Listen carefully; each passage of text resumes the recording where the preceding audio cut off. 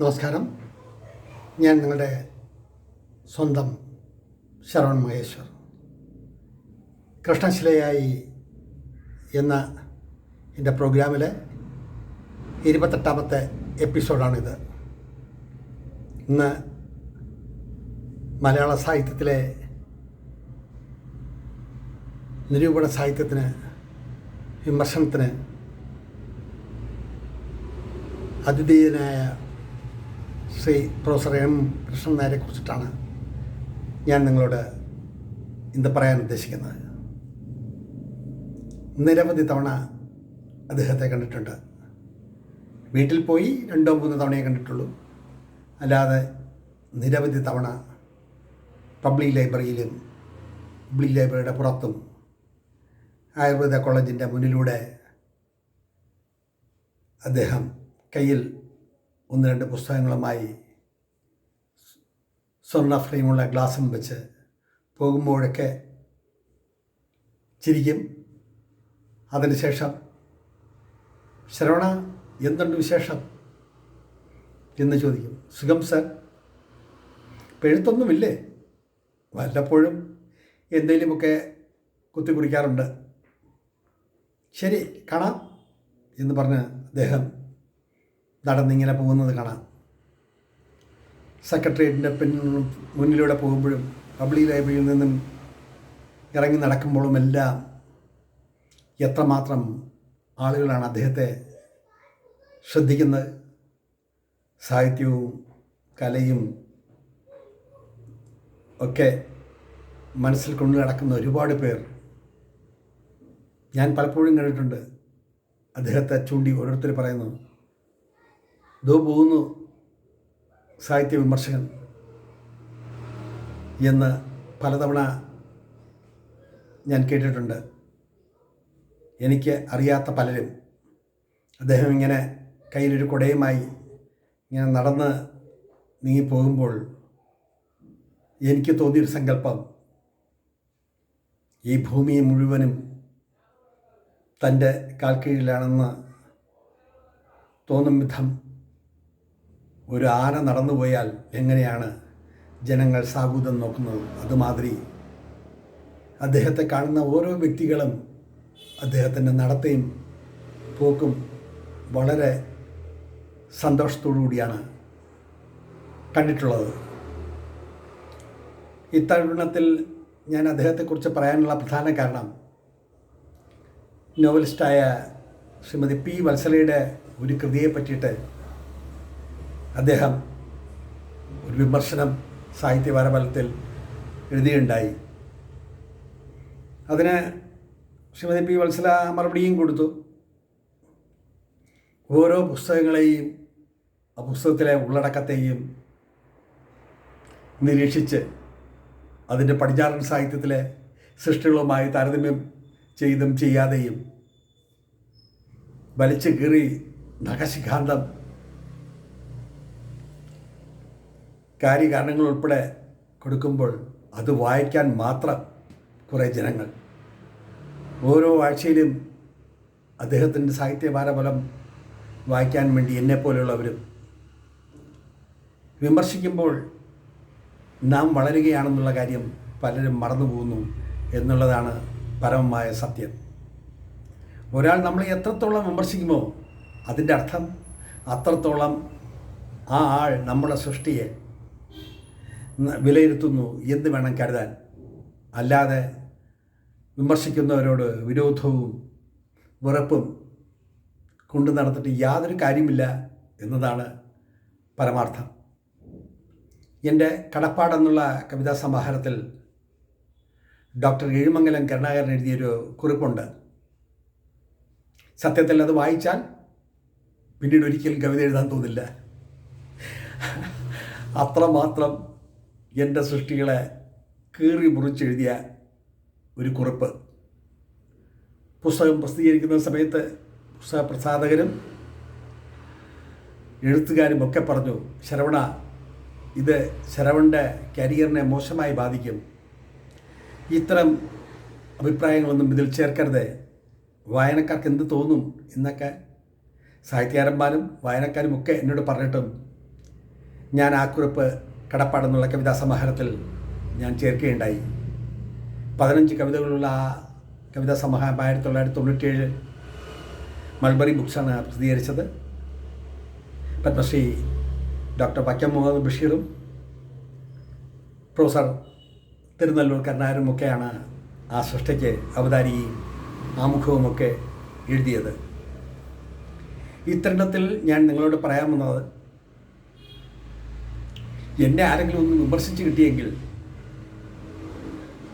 ഞാനൊന്ന് രക്ഷപ്പെട്ടേനെ എന്നുള്ള വ്യാകുലതയും ആകുലതയുമായി ഞാൻ ശാസ്ത്രമംഗലത്തെ പ്രൊഫസർ എം കൃഷ്ണൻ നായർ സാറിൻ്റെ വീട്ടിൽ ചെല്ലുകയാണ്.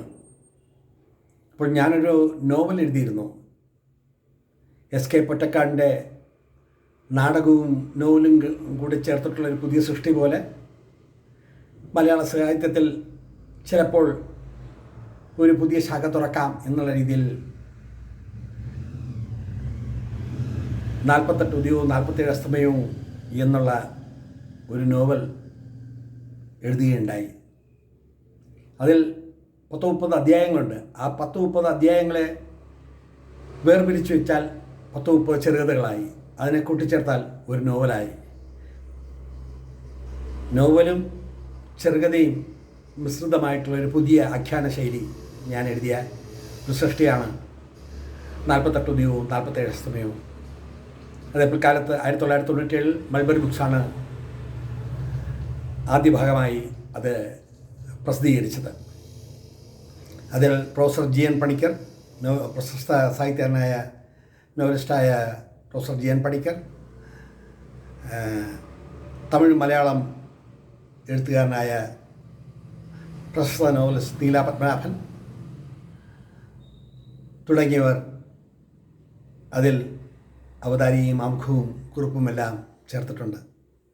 ആ സൃഷ്ടിയുമായിട്ടാണ് ഞാൻ എം കൃഷ്ണൻ നായർ സാറിനെ കാണാൻ ശാസ്ത്രമംഗലത്തെ വസതിയിൽ ചെല്ലുന്നത്. അപ്പോൾ അദ്ദേഹത്തിനെ കണ്ടു. ഒരു കയറി വരുന്ന സ്വീകരണ മുറി നിറയെ വരുന്നവർക്ക് ഇരിക്കാൻ പോലും സ്ഥലമില്ലാത്ത വിധം പുസ്തകങ്ങൾ കൊണ്ട് നിറഞ്ഞിരിക്കുകയാണ്. എണ്ണിയാലൊടുങ്ങാത്ത പുസ്തകങ്ങൾ, അടുക്കും ചിട്ടയുമില്ലാതെ വലുതും ചെറുതുമായ 100 കണക്കിന് പുസ്തകങ്ങൾ. ആ വീടിൻ്റെ ഓരോ മൂലയിലും പുസ്തകങ്ങളുടെ കൂമ്പാരമാണ്. വേറെ ഒന്നും കാണാൻ കഴിയില്ല. അങ്ങനെ ഞാൻ ഈ സൃഷ്ടിയുടെ കയ്യെഴുത്ത് കോപ്പി അദ്ദേഹത്തെ ഏൽപ്പിച്ചിട്ട് പറഞ്ഞു, സാർ, ഇതിനെ നന്നായി വിമർശിച്ചുകൊണ്ടൊരു അവതാരിക എഴുതിത്തരണം. നന്നായി വിമർശിച്ച് ഞാൻ ചിലപ്പോൾ രക്ഷപ്പെടും.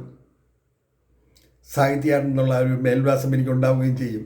ഇപ്പോൾ കുറേ കാലം കൊണ്ട് കിടന്ന് പണിഞ്ഞിട്ടും എഴുത്തുകാരൻ്റെ മേൽവിലാസമൊന്നും ഇതുവരെ ശരിയായി കിട്ടിയിട്ടില്ല. അപ്പോൾ സാർ എന്നെ ഒന്ന് വിമർശിച്ചാൽ ഞാൻ രക്ഷപ്പെടും. എത്രത്തരം വിമർശിച്ചാലും എനിക്ക് വിഷയമല്ല, നല്ല തൊലിക്കട്ടിയാണ് എന്ന് പറഞ്ഞപ്പോൾ അദ്ദേഹം എന്നെ നോക്കിയിട്ടൊന്ന് ഭയങ്കരമായിട്ടൊന്ന് ചിരിച്ചു. എല്ലാവരും എന്നോട് എൻ്റെ വിമർശനങ്ങളും സൃഷ്ടികളെക്കുറിച്ചുള്ള അവലോകനമൊക്കെ കേട്ടിട്ട് ആൾക്കാർ എന്നോട് ദേഷ്യപ്പെടുമ്പോൾ തനിക്ക് വിമർശിച്ചുകൊണ്ടൊരു അവതാരിക വേണം. നല്ല ചിന്തയാണല്ലോ. ഞാൻ പറഞ്ഞു, സാർ, എന്നെ കൈവിടിയരുത്. ഞാൻ എഴുതിയ വളരെ കാലമെടുത്ത് എഴുതിയൊരു നോവലാണ്. അപ്പോൾ സാർ ഇതൊന്ന് വായിച്ചിട്ട് കുറഞ്ഞ പക്ഷം ഒരു കുറിപ്പെങ്കിലും എഴുതി തന്നാൽ ഞാൻ രക്ഷപ്പെട്ടു.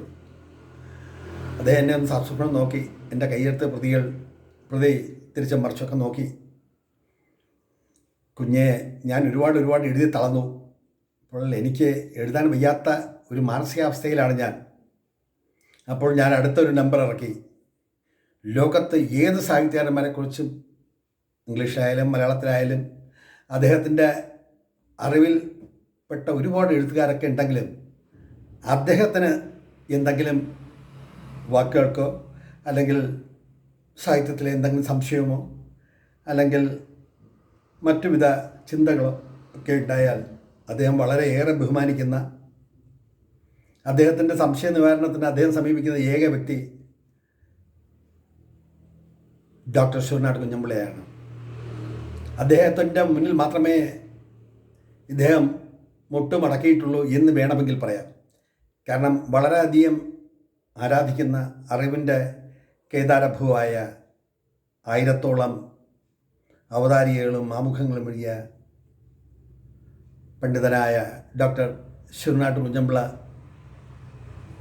അദ്ദേഹത്തിനോടാണ് ഇദ്ദേഹത്തിന് എന്തെങ്കിലും സംശയം ഉണ്ടായാൽ ചോദിക്കുക. അപ്പോൾ ഞാൻ ഇത് എഴുതില്ല എന്ന് പറഞ്ഞപ്പോൾ ഞാൻ അദ്ദേഹത്തോട് പറഞ്ഞു, ശരിക്കും പറഞ്ഞാൽ ഒരു കള്ളമാണ്. ഡോക്ടർ ശിവനാട്ട് കുഞ്ഞമ്പിള്ളയുടെ കൊച്ചുമകനാണ്. അപ്പോൾ ഞാൻ അപ്പനോട് പറഞ്ഞിട്ടാണ് വന്നത്. അപ്പോൾ ഞാൻ പറഞ്ഞു എന്ന് പറ,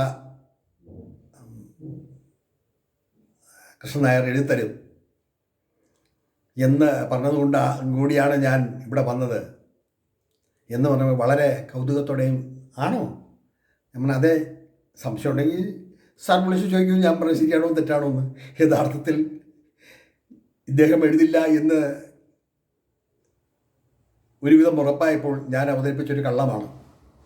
ഇലയ്ക്കും മുള്ളിനും കേടില്ലെങ്കിൽ ചെറിയ ചെറിയ കള്ളങ്ങളൊക്കെ പറയാമല്ലോ. പിന്നീട് ഒരിക്കൽ ഞാൻ ഉപ്പനെ കണ്ടപ്പോൾ ഞാൻ ഇതേപ്പറ്റി പറഞ്ഞു, എന്തിനാ നീ എൻ്റെ പേരും കൂടി അതിൽ വലിച്ചിഴച്ചത് എന്ന് ചിരിച്ചുകൊണ്ട് ചോദിച്ചു. നമ്മളൊരു നിവൃത്തിയില്ലാതെ വന്നപ്പോൾ ഞാൻ പറഞ്ഞതാണ്.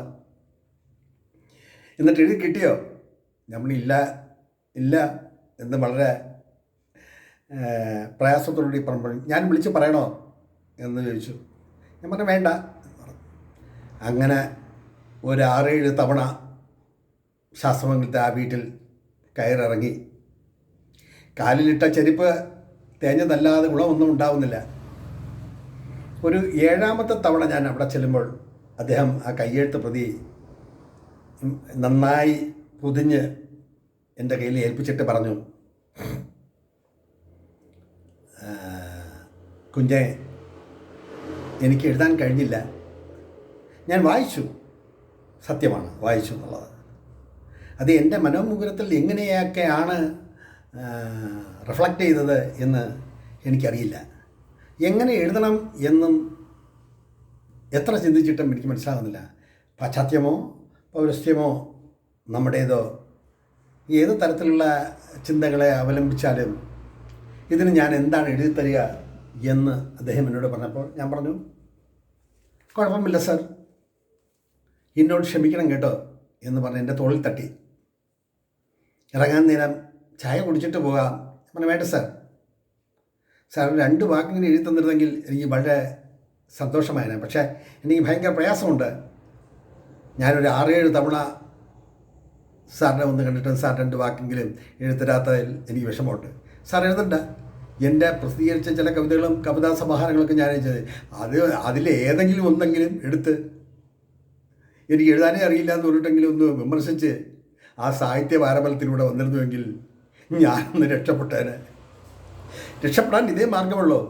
നമ്മൾ സാർ എല്ലാവരും വിമർശനം ഇഷ്ടപ്പെടാതിരിക്കുമ്പോൾ സാർ എഴുതിയ ഓരോ പുസ്തകങ്ങളെക്കുറിച്ചും അത് എഴുതിയ പലരും എന്നോട് കൊണ്ടു, സാറിൻ്റെ വിമർശനം കേട്ടിട്ട് ഞാൻ ഉറങ്ങിയിട്ടില്ല, സാറിൻ്റെ വിമർശനം കേട്ടിട്ട് സാറിനെ വിളിച്ചിട്ട് 4 തെറി പറഞ്ഞാലോ എന്ന് ചിന്തിച്ചവരുണ്ട്. അങ്ങനെയൊക്കെ പലരും പറയുമ്പം എന്നെ ഒന്ന് വിമർശിച്ചിരുന്നെങ്കിൽ ഞാൻ രക്ഷപ്പെട്ടു പോയേനെ, മലയാള സാഹിത്യത്തിൽ പലരും എന്നെ ശ്രദ്ധിച്ചേനെ എന്നതുകൊണ്ടാണ് ഞാൻ സാറിൻ്റെ വീട്ടിൽ ഇത്രയും തവണ കയറി ഇറങ്ങിയത്.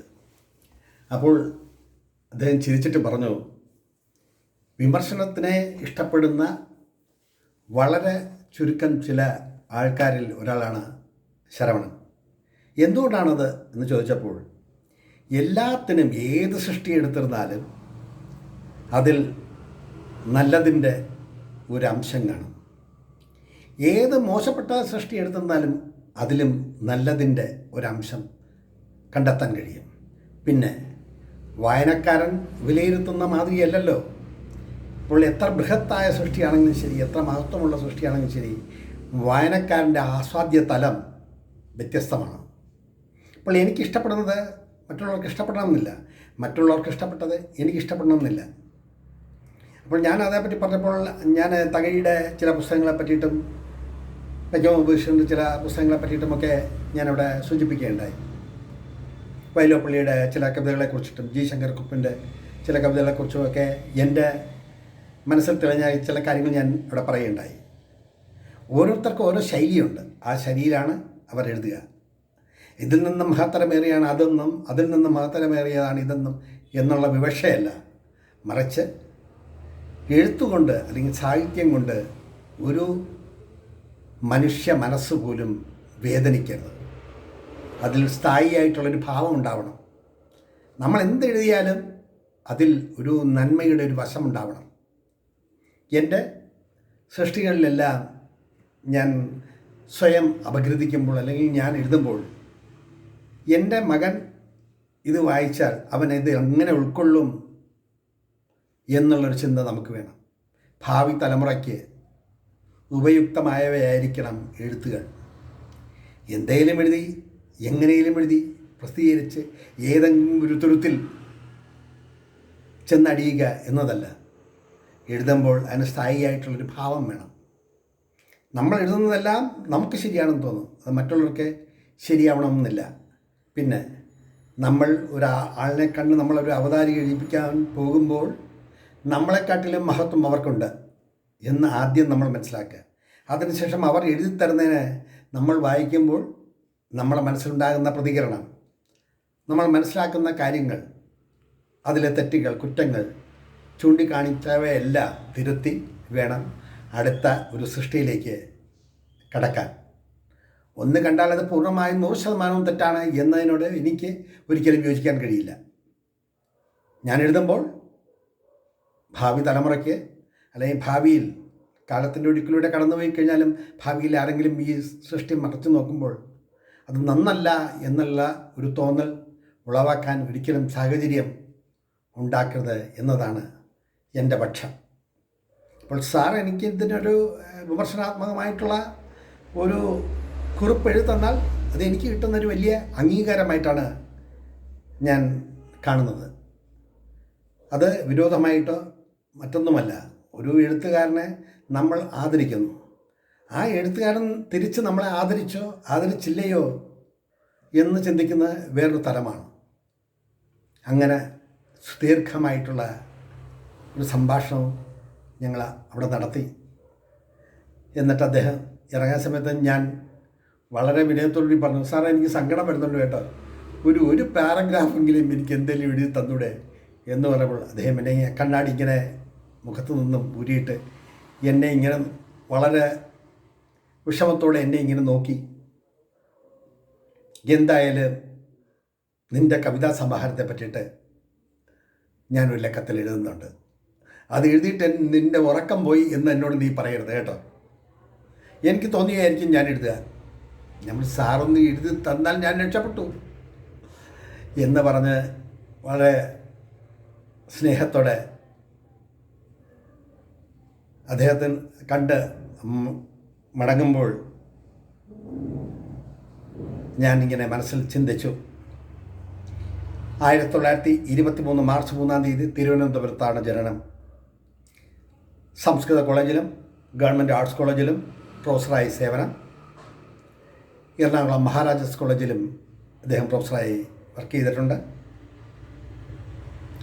സാഹിത്യവാരബലം ഗോയങ്കെ പുരസ്കാരം നേടി നിരവധി അവാർഡുകൾ നേടിയ ഒരു മഹത് വ്യക്തിയാണ് അദ്ദേഹം. 12ഓളം പുസ്തകങ്ങൾ പബ്ലിഷ് ചെയ്തു. സൗന്ദര്യത്തിൻ്റെ സന്നിധാനത്തിൽ പ്രകാശത്തിന് ഒരു സ്തുതിഗീതം മികച്ച കൃതികളാണ്. അതിൽ സൗന്ദര്യത്തിൻ്റെ സന്നിധാനത്തിൽ ഞാൻ വായിച്ചിട്ടുണ്ട്, പ്രകാശത്തിന് ഒരു സ്തുതിഗീതം ഞാൻ വായിച്ചിട്ടില്ല. ഈ അടുത്ത കാലത്താണ് പ്രകാശത്തിന് സ്തുതിഗീതം വായിച്ചത്. ആദ്യം വായിച്ചിട്ടില്ല എന്ന് പറയുന്നത് എത്രയോ കാലങ്ങൾ കഴിഞ്ഞ് ഇങ്ങനെയൊരു പ്രോജക്റ്റ് ചെയ്യാൻ തീരുമാനിച്ചപ്പോഴാണ് ഞാനതെടുത്തതും അത് വായിച്ചതും. അദ്ദേഹത്തെക്കുറിച്ചുള്ള ഓർമ്മകൾ ഞാൻ നിങ്ങളോട് പറയാൻ ഒരുമ്പെട്ടതും. 2006 ഫെബ്രുവരി 23 അദ്ദേഹം അന്തരിച്ചു. ആ സമയത്ത് ഞാൻ സ്ഥലത്തില്ലായിരുന്നു, ജോലിയുമായി പുറം ലോകത്തായിരുന്നു. പക്ഷേ സംഭവബഹുലമായ ഒരു ജീവിതത്തിൽ സാഹിത്യ സബരിയയിൽ പ്രൊഫസർ എം കൃഷ്ണൻ നായരെ കുറിച്ച് 2 വാക്കെങ്കിലും കുറിക്കാണ്ട് മലയാള സാഹിത്യത്തിന് മുന്നോട്ട് പോകാനാവില്ല എന്ന് തന്നെയാണ് എൻ്റെ വിശ്വാസം. ജ്ഞാനവും ബോധവും വ്യക്തിത്വവുമുള്ള ഒരു വലിയ പ്രതിഭ. അദ്ദേഹം റോഡിൻ്റെ അരികിലൂടെ നടന്നു പോകുമ്പോൾ എത്ര ജനങ്ങളാണ് അദ്ദേഹത്തെ തിരിച്ചറിയുന്നത്, അദ്ദേഹത്തെ കണ്ട് മന്ദസ്മിതം തോന്നുന്നത്. അതുപോലെ ഒരു അനുഭവം മറ്റൊരു സാഹിത്യകാരന്മാർ നടന്നു പോകുമ്പോഴും അല്ലെങ്കിൽ വഴിവെക്കിലൂടെ കാണുമ്പോൾ ഓടിച്ചെന്ന് ഹസ്തദാനം കൊടുക്കാനും നമസ്തേ പറയാനും കുശലങ്ങൾ അന്വേഷിക്കാനും മുതിരുന്നത് ഞാൻ അപൂർവമായിട്ടേ കണ്ടിട്ടുള്ളൂ. അത്ര വലിയൊരു മനുഷ്യൻ, ആ മന്ദസ്മിതം, ആ ചിരി എപ്പോഴും കണ്ടാലും ശരവണ കുത്തിക്കുറിക്കലൊന്നുമില്ലേ, അത്രമാത്രം, അധികമൊന്നും സംസാരിക്കില്ല. അത്രമാത്രം സംസാരിച്ച് മടങ്ങുന്ന ഒരു വലിയ കൊടയും കയ്യിൽ 2 പുസ്തകങ്ങളും കാണും. മിക്കവാറും ഞാൻ കാണുമ്പോഴല്ല വെള്ള ഷർട്ട് ധരിച്ചാണ് ഞാൻ കൂടുതലും കണ്ടിട്ടുള്ളത്. പക്ഷെ ഓരോ പുസ്തകങ്ങളെക്കുറിച്ചിട്ടുള്ള അദ്ദേഹത്തിൻ്റെ പ്രതിപാദന ശൈലി നമ്മളെ എന്താണ് പറയുക, ഉന്മത്തനാക്കും എന്ന് വേണമെങ്കിൽ പറയാം. അല്ലെങ്കിൽ ഒരു പ്രത്യേക തലത്തിൽ നമ്മളെ കൊണ്ടെത്തിക്കും. അറിവിൻ്റെ വലിയൊരു ഭാണ്ഡം തലയിൽ ചുമന്ന് നടക്കുന്നു എന്ന് ഏതെങ്കിലും ഒരു എഴുത്തുകാരന് തോന്നിയാൽ അപ്പോൾ അയാൾ അല്ലെങ്കിൽ അവർ വായിക്കുക സാഹിത്യവാരപദം. അത്രമാത്രം എന്താ പറയുക, പ്രകീർത്തിക്കപ്പെടേണ്ട ഒരു അവതരണ ശൈലി. നമ്മൾ അതിശയിച്ചു പോകും എങ്ങനെയൊക്കെയാണ് ഇങ്ങനെ എഴുതാൻ കഴിയുക എന്നുള്ളത്. പിൽക്കാലത്ത് അദ്ദേഹം ഒരു കത്ത് ഞാൻ മറുപടി അയക്കാനായിട്ട് എഴുതി അയച്ച ഒരു ഇല്ലൻറ്റിൽ അദ്ദേഹം 3-4 വരി കുറിച്ചു. കുഞ്ഞെ, നിനക്ക് ശോഭനമായിട്ടുള്ളൊരു ഭാവിയുണ്ട്. എന്തോ എനിക്കിങ്ങനെ എഴുതാൻ തോന്നി, അത്രമാത്രം. സ്നേഹത്തോടെ സ്വന്തം കൃഷ്ണൻ നായർ എന്ന് പറഞ്ഞ ഇല്ലൻറ്റിൽ 2 വരി മാത്രം കുറിച്ച് എനിക്ക് അദ്ദേഹം ഒരു കത്തയച്ചിരുന്നു. കാലം എത്രയോ കടന്നുപോയി. ഇന്നും അദ്ദേഹത്തിൻ്റെ ആ രൂപം, അദ്ദേഹത്തിൻ്റെ ആ വർത്തമാനം, അദ്ദേഹത്തിൻ്റെ സാഹിത്യത്തോടുള്ള അടുപ്പം, അദ്ദേഹത്തിൻ്റെ ചിന്താരീതികൾ പബ്ലിക് ലൈബ്രറിയിലൊക്കെ വെച്ച് കാണുമ്പോൾ ഇദ്ദേഹം ലൈബ്രറിക്കകത്ത് കയറി എന്ന് കണ്ടു കഴിഞ്ഞാൽ എഴുത്തുകാരുടെ അവിടെ വരുന്ന ധാരാളം എഴുത്തുകാരുടെ മുഖത്തുള്ള ഭാവവ്യത്യാസം കണ്ടാൽ ഒരു കഥകളി അരങ്ങിൽ നമ്മൾ ചെന്ന് പെട്ടതുപോലെയാകും. അസ്വസ്ഥമായ അല്ലെങ്കിൽ ഒരാവേശം ജനിപ്പിക്കുന്ന രീതിയിലുള്ള നോട്ടവും ഭാവവും അവിടെ വരുന്ന ഓരോ മനുഷ്യർക്കും തോന്നും. ഇംഗ്ലീഷ് വിഭാഗത്തിൽ ചെന്നാലും മലയാളം വിഭാഗത്തിൽ ചെന്നാലും അദ്ദേഹം ഓരോ ഷെൽഫുകൾക്കിടയിലൂടെ ഓരോ പുസ്തകങ്ങൾ പരതുമ്പോഴും അവിടെ നിൽക്കുന്ന പുസ്തകങ്ങൾ എടുക്കാനും പുസ്തകങ്ങൾ വായിക്കാനും പുസ്തകങ്ങൾ കൊണ്ടുപോകാനും നിൽക്കുന്ന അവരുടെ മനസ്സ് കൃഷ്ണൻ നായർ സാറിലാണ്. അത് അനുഭവിച്ചറിയേണ്ടുന്ന എത്രയോ തവണ ഞാൻ അവിടെ വെച്ച് കണ്ടപ്പോൾ അദ്ദേഹം വന്ന് കയറി കഴിഞ്ഞാൽ പൂമ്പാറ്റകൾ പറന്നകലുന്ന മാതിരിയാണ്. ആൾക്കാർ അങ്ങോട്ടും ഇങ്ങോട്ടും ദിക്കും തിരക്കും ഓട്ടവും. പക്ഷെ അദ്ദേഹത്തിൻ്റെ ആ നോട്ടം, ആ ഭാവം, അവിടുന്ന് ആരോടും ഒന്നും മിണ്ടാതെ ചിലപ്പോൾ ചില പുസ്തകങ്ങളെടുത്ത് കൗണ്ടറിൽ കൊടുത്ത് മടങ്ങുമ്പോൾ സർ എന്ന ആദരവോടുകൂടി അവിടെ ഇരിക്കുന്ന ലൈബ്രറിയന്മാരും അവിടെ ഇരിക്കുന്ന മറ്റുള്ളവരും അദ്ദേഹത്തെ നോക്കി ചിരിക്കുമ്പോൾ അദ്ദേഹം കണ്ണടയിലൂടെ ഒന്ന് നോക്കി ചിരിച്ചൊന്ന് വരുത്തി ഇറങ്ങി പോകുന്ന ആ ഒരു രംഗം ഇത് പറയുമ്പോൾ മുന്നിൽ തെളിയുകയാണ്. കാലം മാറിയെങ്കിലും അദ്ദേഹം എന്ന ആ വലിയ വ്യക്തിത്വം മനസ്സിൽ നിന്നും ഒരിക്കലും മായില്ല. സാഹിത്യമുള്ളിടത്തോളം സാഹിത്യത്തെപ്പറ്റി ചിന്തിക്കുന്നവരും സാഹിത്യത്തെപ്പറ്റി ഓർക്കുന്നവരും അദ്ദേഹത്തെ മറക്കില്ല എന്നുള്ള വിശ്വാസത്തോടെ അദ്ദേഹത്തെക്കുറിച്ച് ഇത്രയും പറഞ്ഞുകൊണ്ട് എൻ്റെ വാക്കുകൾ നിർത്തട്ടെ. സമയം കിട്ടുമ്പോൾ സാഹിത്യപ്രേമികളായ ഓരോരുത്തരും വായിച്ചിരിക്കേണ്ട ഒരു സൃഷ്ടി തന്നെയാണ് സൗന്ദര്യത്തിൻ്റെ സന്നിധാനത്തിലും പ്രകാശത്തിൻ്റെ ഒരു സ്ഥിതിഗതിയും. ഇത് രണ്ടും വായിക്കുക. നമുക്ക് ജീവിക്കാനുള്ള, എഴുതാനുള്ള ഒരു ഊർജം അതിൽ നിന്ന് ലഭിക്കും എന്ന് പറഞ്ഞുകൊണ്ടും അദ്ദേഹത്തിനെ ഓർത്തുകൊണ്ടും ഇവിടെ ചുരുക്കട്ടെ എൻ്റെ വാക്കുകൾ. നന്ദി, നമസ്കാരം. നിങ്ങൾക്ക് എല്ലാവർക്കും ഇഷ്ടപ്പെട്ട് കാണുമെന്നുള്ള വിശ്വാസത്തോടെ നിങ്ങളുടെ സ്വന്തം ശരവൺ മഹേശ്വർ. നമസ്കാരം.